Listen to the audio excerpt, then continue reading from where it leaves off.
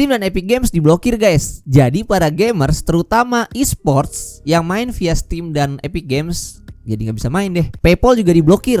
Jadi orang-orang yang paymentnya dari luar, yang pembayarannya via PayPal, jadi gak bisa nyairin duitnya. Ya meskipun lagi dibuka sih selama beberapa hari ke depan gitu, menurut info dari Kominfo. Kira-kira kenapa ya mereka bisa sampai diblokir? Yuk kita bahas. Itu semua karena peraturan terbaru Kominfo yang mengharuskan platform-platform digital untuk mendaftarkan di PSE atau penyelenggara sistem elektronik yang ada punya Kominfo. Langkah Kominfo ini gak bisa dibilang 100% salah juga sih, karena tujuannya itu untuk menertibkan atau administrasi dari platform-platform digital yang ada di Indonesia. Mulai dari pajak, kantor, sampai perekrutan tenaga kerja asli Indonesia. Nah ibaratnya tuh lu punya rumah gede nih, terus di halaman rumah lu tuh orang-orang, tetangga-tetangga lu atau bahkan orang-orang dari luar komplek lu tuh datang jualan di sana gitu dan meraup untung di sana. Lu sebagai tuan rumah juga pasti bakalan mikir, oh gue juga harus cuan nih dari sini nih. Gue juga harus menertibkan nih biar nggak sembarangan orang bisa jualan, ngambil data dari rumah gue, ngambil lahan dari rumah gue, terus digunakan buat kepentingan mereka. Harus ada peraturan-peraturan yang gue buat di halaman rumah gue nih. Kurang lebih kayak gitulah tujuan Kominfo melakukan pendaftaran via PSE ini. Alasan buat menertibkan ini tentu saja salah satunya itu buat pajak gitu. Jadi platform-platform digital yang ada di Indonesia itu wajib untuk membayarkan pajak ke Indonesia. Jadi uangnya itu bisa dikumpulin jadi kas negara dan bisa dikorbankan untuk jadi duitnya bisa dikorbankan untuk kepentingan masyarakat. Misalkan untuk bangunan jalan, pembangunan infrastruktur yang tiap tahun direnov terus ya teman-teman habis lebaran. Dan bikin peraturan yang wadidaw kayak Oke, daripada ribet ngomongin kementerian ya, ngomongin pemerintah yang ujung-ujungnya bisa kena pasal ITE, mendingan kita bahas alasan kira-kira kenapa sih platform-platform kayak Steam, Epic Games, PayPal itu sampai deadline-nya tuh nggak daftar dan akhirnya sampai sekarang diblokir. Yuk kita bahas.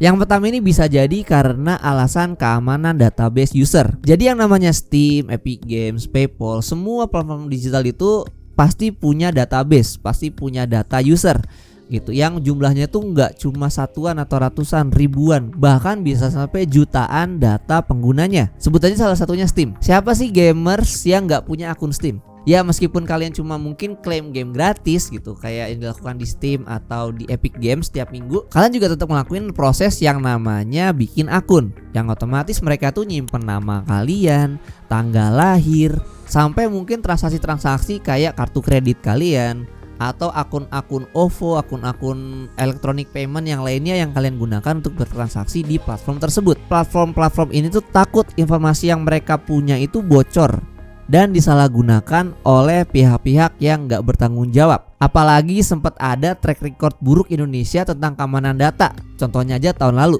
270 juta atau data pengguna Indonesia itu bocor dan dijual di sebuah forum yang berujung pada forumnya diblokir. Gak mau bahas deh.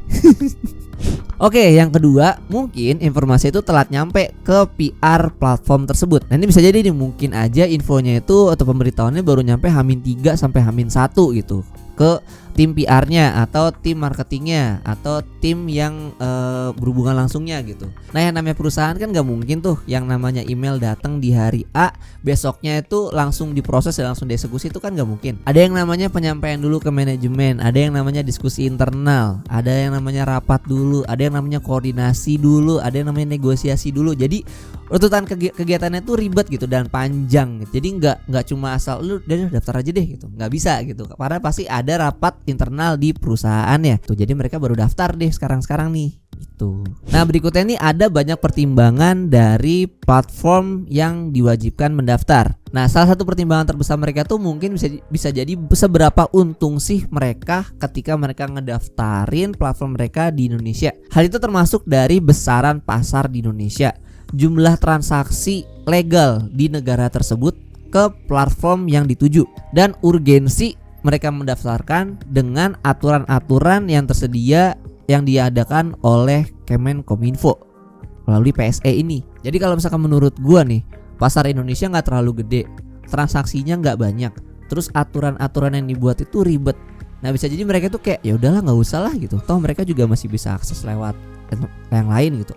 Mungkin jika marketnya cuma 0, berapa persen dari total revenue kita, ya udahlah nggak usah repot-repot gitu. Apalagi gue harus nge-share data gue ke mereka gitu-gitu. Ya walaupun ini urusan keamanan data sih ya, maksudnya balik lagi nih ke kepentingan masing-masing itu mau kayak gimana.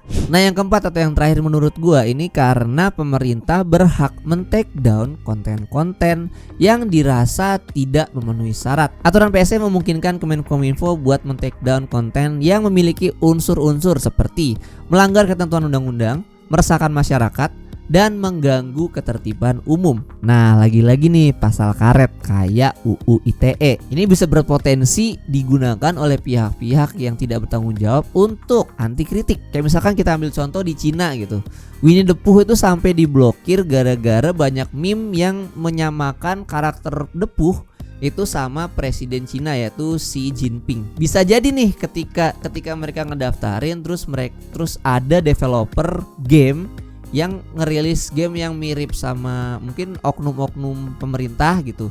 Terus mereka nggak terima, terus mereka pakai pasal itu buat men-take down game itu gitu. Padahal developernya mungkin developer dari Indonesia atau nggak ada maksud dan tujuan untuk mendiskreditkan pihak tertentu gitu, tapi karena ada yang tersinggung itu bisa dipakai tuh. Dari situ kan rugi gitu, rugi di developernya, rugi di platformnya gitu. Ngapain gue daftar kalau game gue tuh di take down sama mereka gitu, nggak bisa diakses. Kayak gitu sih menurut gue.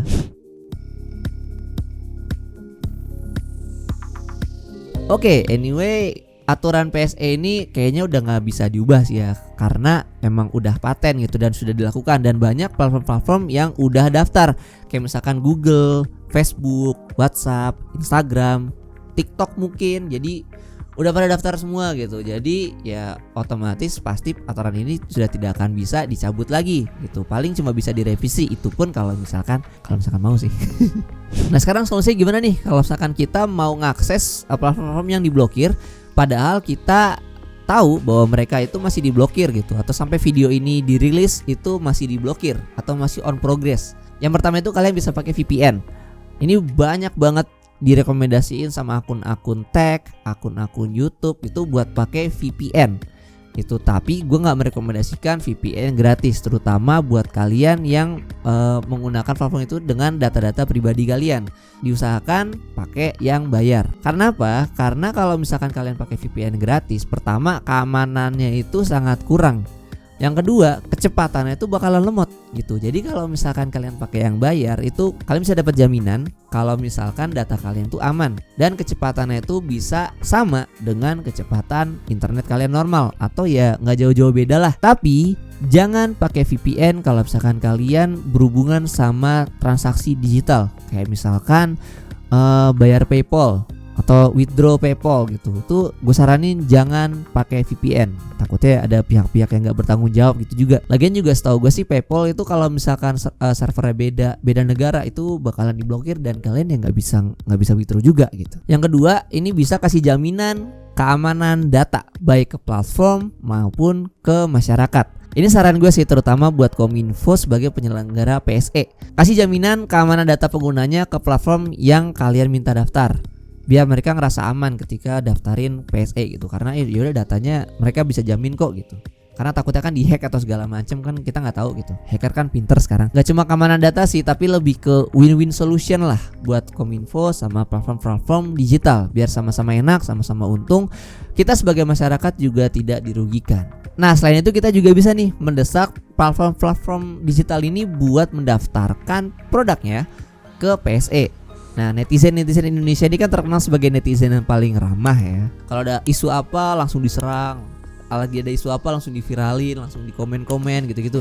Nah kita bisa pakai nih the power of netizen Indonesia buat minta para platform digital ini buat ngedaftarin di PSE. Nah gue udah denger sih sampai video ini dirilis itu tanggal 1 Agustus 2022 Lord Gaben sebagai CEO dari Steam itu udah mulai ngedaftarin buat Steam di PSE Kominfo. Nah kita bisa tunggu nih dari Lord Sweeney sebagai CEO Epic Games, mungkin dia mau ngedaftarin juga gitu-gitu. Siapa tahu kan bakal didengerin ya. Nah berikutnya mungkin Kominfo bisa ngasih nih whitelist atau daftar putih aplikasi-aplikasi tertentu gitu. Nah kalau kita lihat ke belakang beberapa bulan yang lalu itu Kemenkominfo sempat berkomitmen untuk mendukung industri e-sports di Indonesia. Kalau misalkan gitu harusnya nih ya mereka juga bikin yang namanya daftar putih buat aplikasi-aplikasi, terutama aplikasi-aplikasi e-sports gitu. Jadi nggak langsung diblokir, enggak. Kalau misalkan kayak gini kan kesannya kayak nggak konsisten gitu. Bulan kemarin bilang mau ngedukung, kok bulan ini ngeblokir gitu-gitu. Nah kalau misalkan cara-cara tersebut udah enggak efisien, udah tidak mempan gitu, solusi terakhir dari gue ini gue kutip dari pengalaman gue ketika gue ngurus SIM, STNK, KTP dan lain sebagainya, yaitu sabar aja guys. Oke, sekian pembahasan atau opini dari gue. Ya kalau menurut gue sih masih banyak jalan juroma lah. Itu toh yang namanya dunia digital juga pasti punya backdoor gitu. Ya bohong, dunia nyata juga masih banyak pintu belakangnya kan. Thank you banget yang udah nonton video ini sampai akhir ya. Gue mau tahu dong pendapat kalian, boleh tulis di kolom komentar di bawah. Like dan share video ini kalau misalkan kalian suka, dislike juga kalau misalkan kalian mikir opini gue tuh ngaco atau video gue tuh ya udah nggak jelas gitu kan. Subscribe juga channel FLVR di YouTube ini supaya gue juga makin semangat buat bikin video-video yang mungkin berfaedah aja buat kalian. Mungkin ya.